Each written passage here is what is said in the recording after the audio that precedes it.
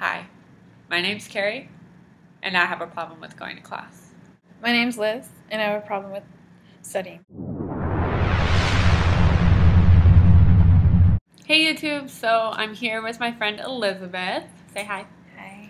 So we're going to be doing a College 101 video today. Basically, we're just going to be letting you know some tips and tricks and things that we think are helpful for you to know going into college, or if you're in college or whatever. These are things that we learned the hard way. We basically had to fail at everything in order to know to do it right, or we found out about it. We have a list here, so if we're looking down, that is why. So let's just go ahead and get started. So the first thing that I wanted to talk to you guys about is seeing a counselor. Definitely go see a counselor when you start school. They can help you so much, not only with school, but also in your personal life.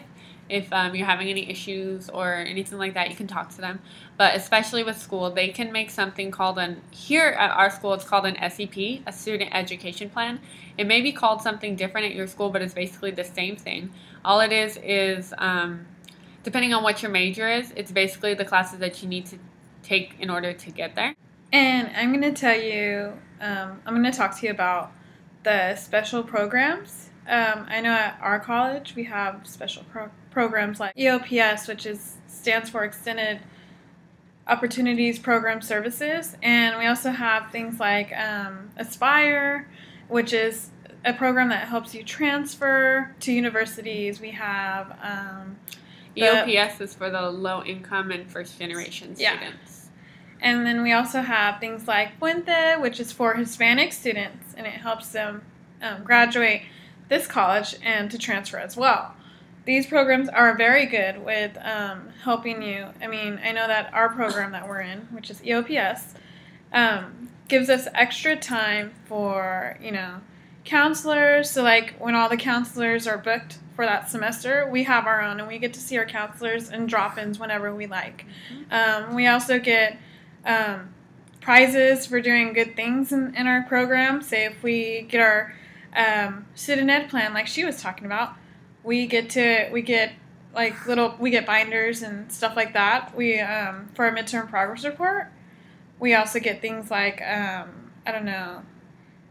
money. We get like a check. Oh, yeah, we get like $50. That helps a lot. Another thing is we get an extra grant on top of our financial aid.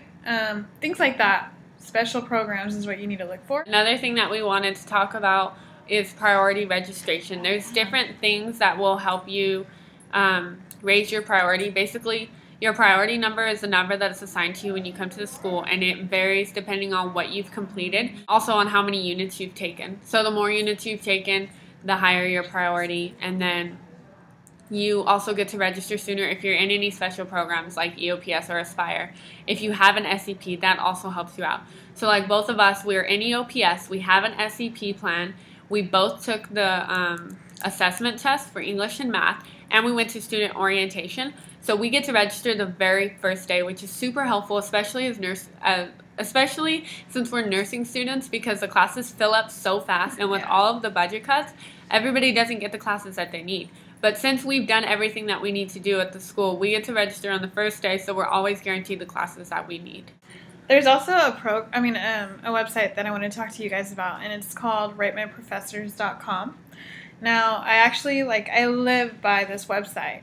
All of my schedules that I get every semester are based on my choices of professors from that website, just because it gives you student opinion. So if you don't want to hear who to take from school staff, and you want to know who to take based on the students that are your peers, you can hear from them straight on the website. They tell you how they like the teacher, their styles of teaching, what to prepare for, all of that. And there's a lot of there's choice. There's things to rate on the easiness, the helpfulness.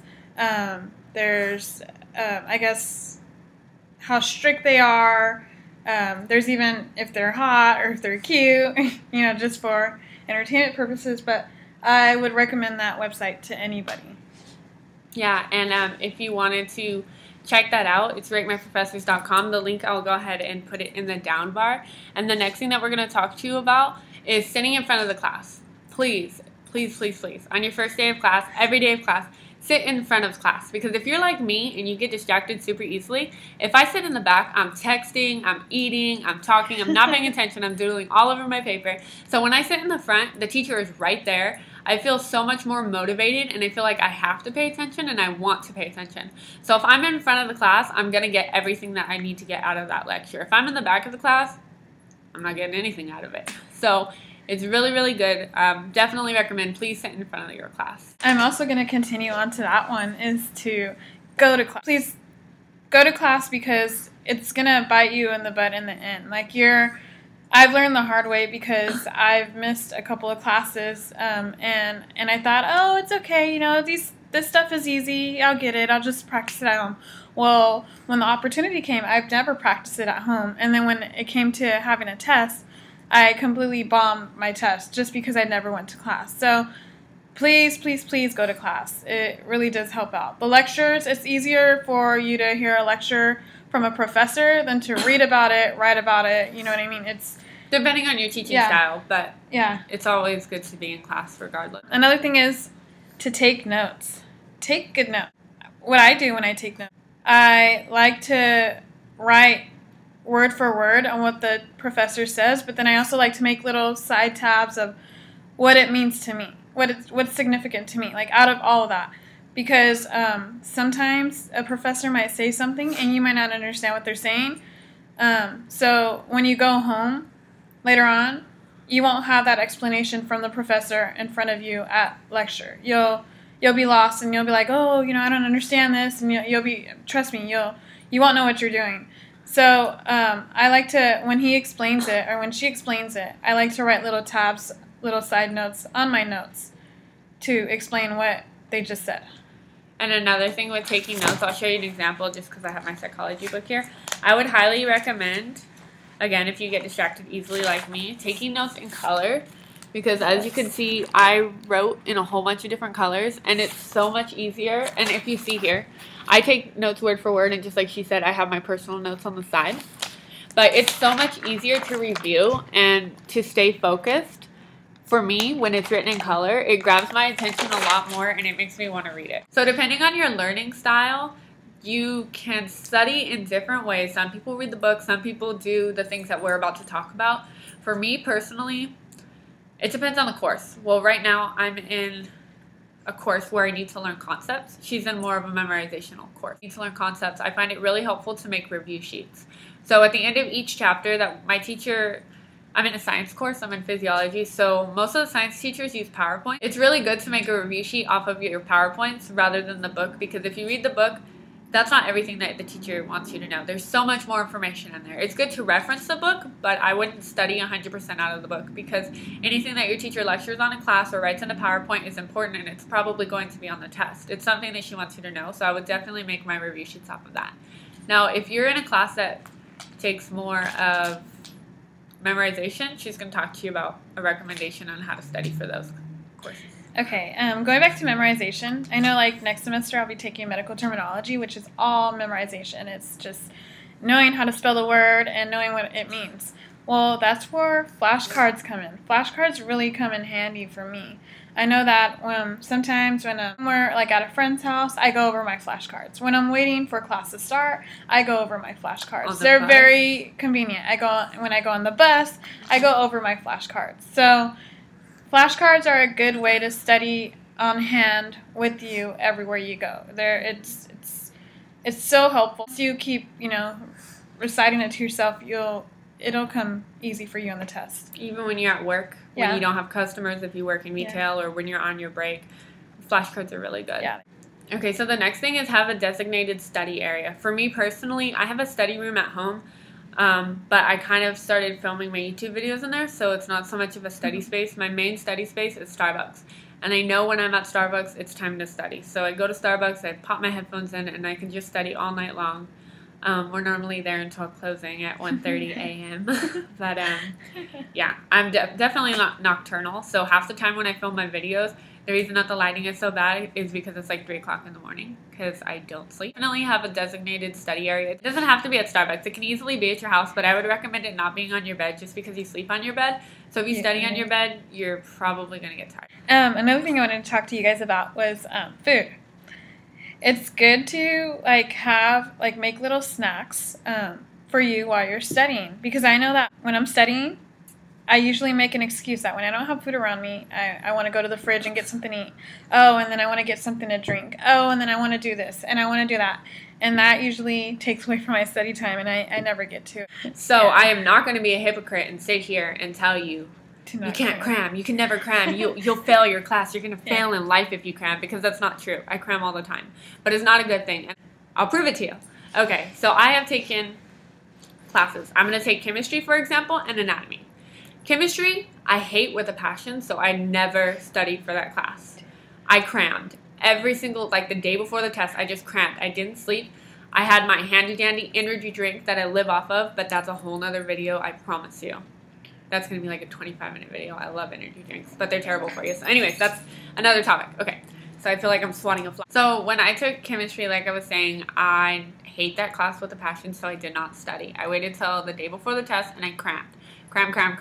I did pass the class, but I didn't get an A like I wanted. I got a C, so that's not good. And I retained nothing because I remember absolutely nothing from chemistry. I don't even remember how to balance an equation, and that's like the main easiest thing that you do in chemistry. You're not going to get an A, and you are not going to retain any information. Now, anatomy, on the other hand, I love that class to death. And it's not so much about love and hate, it's just the fact that I actually studied my butt off for that class. Like, I studied all the time. I put so much hard work into that class. I ended up getting an A, and I retained everything. Well, majority of stuff. Definitely try not to cram. If you have to, do it, but I would not recommend it. I would recommend studying far in advance. To add on to her cramming situation, I know that a lot of your prereq classes, you would think, oh, these don't matter. They're not going to count. For us, I know a lot of people, for nursing students, they don't really care because they're not going to look at your prereqs. They're going to look at your main classes, which are the 3 last science classes that you need to take. Well, chemistry is a prereq class, but it also is the foundation of a class like physio. So if you don't know any chemistry, you won't know anything in physio. And it affects your GPA. Yeah. I'm going to be talking about breaks. I know that if I study for 5 hours straight, I will feel strained, I will feel tired, and I won't retain anything. Nothing will go in my head. So I have to take breaks, and I have to take breaks to keep me up and to keep me ready to study for the next hour. Just take a break, go outside, take a breath of fresh air, go on your Facebook for 2 minutes. Don't go on it for 5 hours, for the next 5 hours, because you won't have any time to study, but just take breaks in little segments of breaks throughout the whole study time. Parental controls. Now, I know you're not 6 years old, but on my laptop, I have I have 3 logins because my boyfriend has one, but I personally have 2 logins. I have one with my name, which is when I just go on to be on the computer, do all of my personal stuff, my Facebook, my Twitter, my blog, my YouTube, whatever. It's all on one account. And then I have an account named Homework, which I set the parental controls on so that I cannot go on YouTube. It's blocked. I can't go on Facebook. All of that stuff is blocked, and it really helps me stay focused. So when I'm at Starbucks studying and I have my headphones in, I can't go on Facebook, I can't go on YouTube, I can't do all those things. I'm just stuck doing math. So this was our College 101 video with tips and tricks that we hope that you guys will try out and hope that they'll help you in the future. We wish we would have known about all this stuff prior to coming to college, but we didn't. So that's why we're letting you know. You guys are lucky. Yes, and Elizabeth has her own YouTube channel, which will be linked in the down bar as always whenever I make videos with her. So it's youtube.com/LatinGirlSings, and like I said, the link will be in the down bar as well as any other links mentioned in this video. So please go ahead and check her out, and we will see you guys in my next video. Bye. Bye.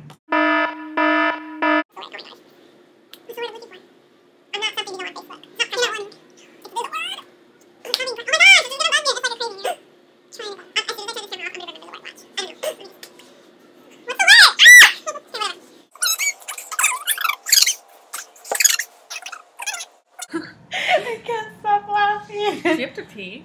No. Okay. Yeah, kind of, sort of. Oh my